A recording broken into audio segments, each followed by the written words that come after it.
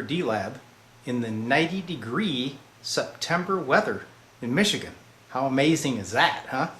That's why I'm wearing this cool outfit. But anyway, what I got going here is another D-Lab retrofit to this item right back here that you see. You would think, man, that looks like an ammo box. Well, it's not.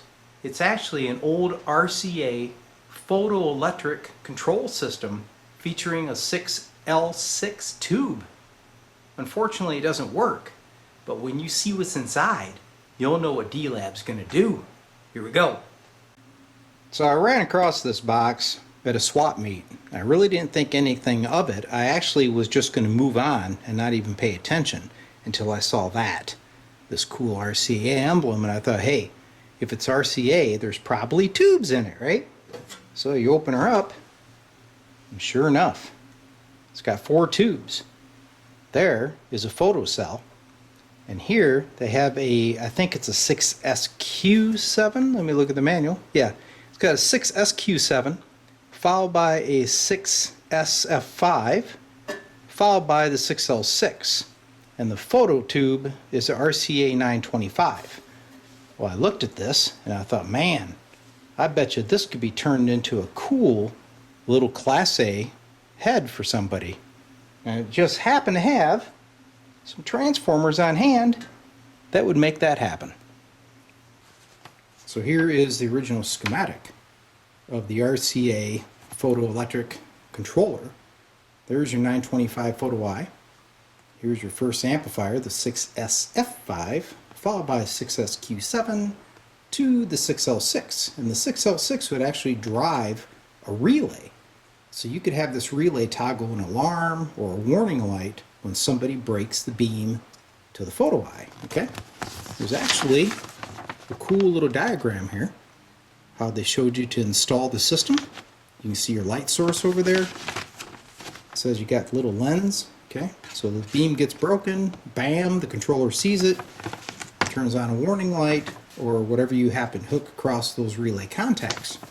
A very cool old device, but unfortunately, it was on the way to the dump. But now D-Lab is going to make this old RCA electronic control system into a cool little guitar head for your enjoyment. Alright, what's nice is the chassis actually comes right out. Yeah, there was a couple screws, I've already removed them. There's the lens right there for the photo eye. There's our tube lineup. Now I plan on using all 4 tube sockets again, so this will be our preamp. This 6SF5 will get reused as a second amplification stage after the tone controls, okay? Give a little more boost. The 6V6 is going to go here, and this will be our rectifier tube, okay? So there's going to be a slight rearrangement. And if you look at this, I'm going to remove all this crap here, okay, because this transformer is cooked anyway. The new power transformer is going to mount in that position, and then huddled between the rectifier tube and the power transformer will be the output transformer. Now all the controls, obviously, like with a typical amp, they would mount under here, right? And you'd wire them. Unfortunately, I can't do that because this sits down inside of the case. So I'm going to make a platform here, and all the controls are going to line up on this front surface, okay? And then she'll drop right back in, and the controls will come through, which will now be the front of the cabinet. And you'll have a cool little compact amp. Now you've probably seen a lot of ammo box amps that people are making, and some of those look really bad because guys tried to mount the controls, they tried to cram them in the lid, and there's wires all over the place, and it turns into a big disaster, and I'm going to try to avoid that, okay? Here's the bottom side. You can see the old capacitors there. There's that relay I was telling you about that the 6L6 controlled. All point-to-point wired, and I plan on reusing all this except for now the components, okay? So the layout, the tube sockets, and all that will be reused.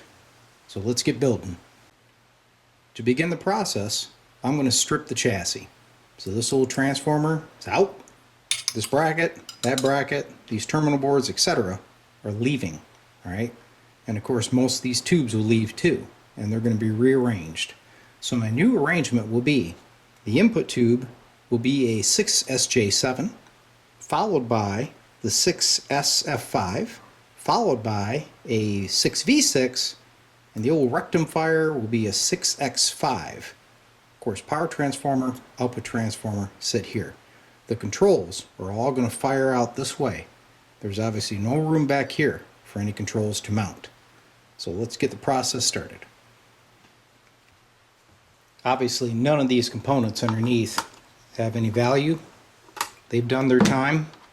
They all have to come out, everything. Then I'm going to clean all these tube pins, take some solder wick, make sure there's no corrosion on them so they'll solder up nice. And these old tube sockets are pretty nice. This was the old technology where it wrapped right around the tube pins. It's not like these new junk ones on the market that have two little prongs that just contact the sides of the pin. You get pretty much full contact. These are great sockets. This is going to be a great build. First stage of the build is complete. Got our new power transformer, output transformer, 6X5, 6V6, 6SF5, 6SJ7, all mounted up. Tube pins have all been cleared and cleaned up. Got our fuse here. Here's our transformer wiring. Next step, I'm going to land some terminal boards and start doing the tube socket wiring. Build is complete. You can see that I changed the output transformer. I wanted to have 4 and 8 ohm outputs, so I went to the triode style here. And then we got our 6X5, 6V6, 6SF5, and the input tube is the 6SJ7. You can see this aluminum upright here. That was only to build the amp. When it goes into the cabinet, I'm going to remove that.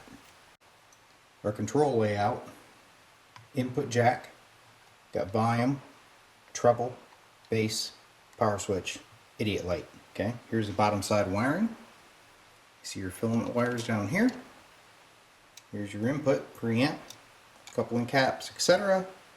Here's your bias resistor for the 6V6, power supply caps, and I had to keep everything within about 1.5 inches depth to clear the bottom of the cabinet. All in all, this little guy came out great. Now let's see what it looks like on the scope. Alright, for the initial test, we're going to use the audio generator. We've got the scope hooked across the D-Lab dummy load back here. There's the old scope. So I'm going to just bring up volume at this point. Let's look at the sine wave. I'm hitting her with about 1 kilohertz. You can see it's a nice clean sine wave. Now let's crank it. It's going off the screen. So let me advance my vertical height there a little bit. There we go. Look at that square wave. And we bring back the treble. Bring up the treble. So this thing looks like it's going to be a really nice sounding amp. Super clean sine wave. Next step, we're going to get her in the cabinet and then have somebody play it. Here's the trickiest part of the build. I have to lower the chassis down into the box. I'm going to have to fold the controls back and then bring the power cord in and solder it to that turret board right there. After that, it should be piece of cake. So there it is, a completed project. The RCA Retro Control amp. Kind of like what the military called a lot of their little black boxes of military machines, alright? There's the AC input. Here's our controls. Little logo plate. Pop the top. There's the layout. Okay, back there. There are 2 speaker jacks. Flipped around. There's the RCA emblem. There's 8 and 4 ohm output jack. Very cool package, very cool sounding amp.